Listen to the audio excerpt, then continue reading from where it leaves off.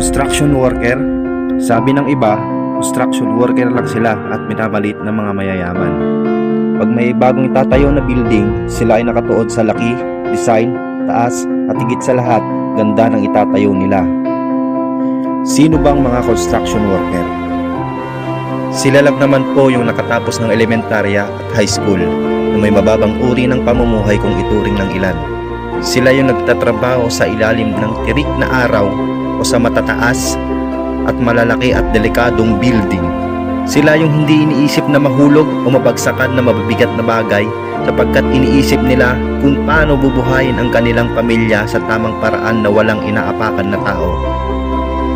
Sila yung kahit mahirap at mabigat na trabaho, umulan umaraw, tuloy lang sa pagtatrabaho. Pero maliit ang sweldo, tinitiis nila para sa pamilya. Ganito nila kamahal ang pamilya nila.